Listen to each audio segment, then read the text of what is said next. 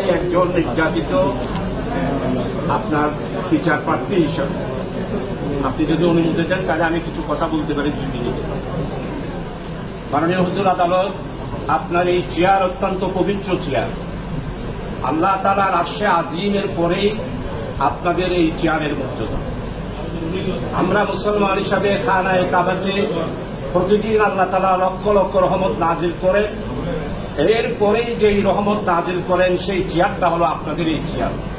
আপনি যতক্ষণ ন্যায় বিচার করবেন, ন্যায় বিচার প্রার্থীদের কথা শুনে ন্যায় বিচার করবেন, ততক্ষণ আল্লাহর রহমত, লক্ষ রহমত আপনার চেয়ারের উপর নাজিল হবে। এই পবিত্র চেয়ারে আপনি বসেছেন। আমি একজন নির্যাতিত কারাবন্দী মানুষ, আজকে 29 মাস কারাগারে। 2021 সালের রমজান মাসে ঈদের দিন বিনা ওয়ারেন্টে আমাকে গ্রেপ্তার করা হয়।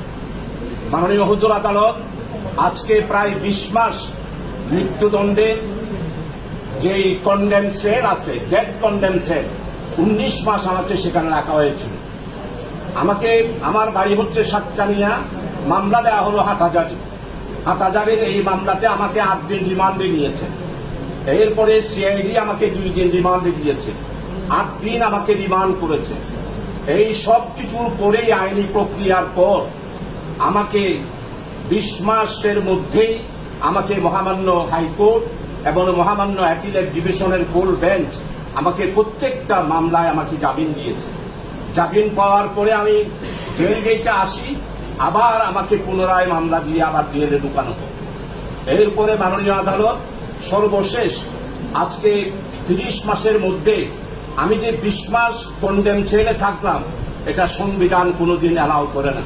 আমি 2 বারের পার্লামেন্ট মেম্বার, বাংলাদেশ হাউস কমিটির মধ্যে ইন্ডিয়ার লোকসভার হাউস কাউন্সিল, ব্রিটিশ কাউন্সিলের যেই 1 নম্বর কমিটি থাকে, ঠিক সেই রকম একটা কমিটি বাংলাদেশ সংসদীয় কমিটি।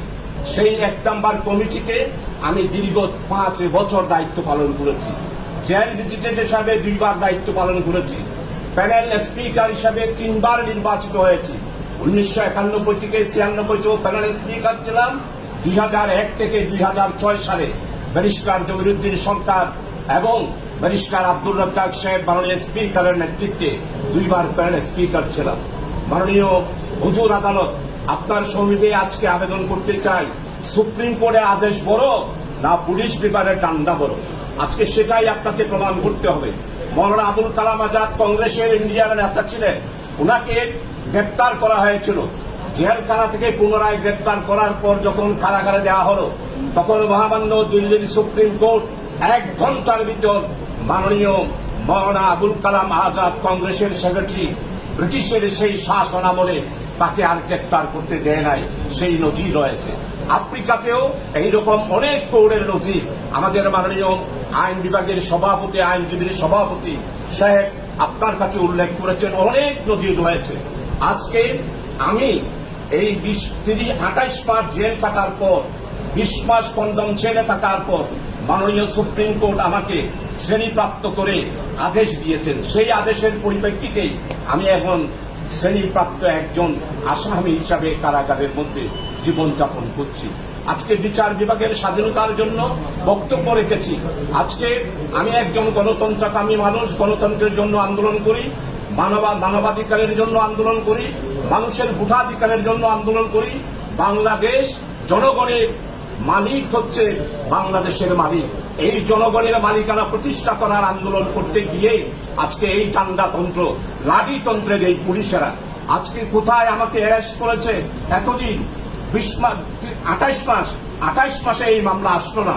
28 মাস পর আমি যখন মাননীয় সুপ্রিম কোর্ট আমাকে যে আদেশ দিয়েছে, সংবিধানের 31, 32, 33, 36 প্রত্যেকটা ফান্ডামেন্টাল রাইটস সংবিধান করে মাননীয় হুজুর আদালত আপনি দেখতে পারেন, সেখানে আমাদের অধিকার রয়েছে। তাই আপনার নিকট আবেদন, আপনি একটি দৃষ্টান্ত স্থাপন করবেন, দিল্লির হাইকোর্টের মধ্যে একটা দৃষ্টান্ত স্থাপন করবেন। মৌলানা আবুল কালাম আজাদকে যেইভাবে রিঅ্যারেস্ট করার পর মুক্তি দিয়েছে, আপনিও আমাকে আজকে তাদের এই অ্যারেস্টের বিরুদ্ধে আমাকে মুক্তি দেবেন এই আশা করে, এই আবেদন করে, হাম্বেল সাজেশন রিকোয়েস্ট করে আমার নিজের আমি এখানে শেষ করছি।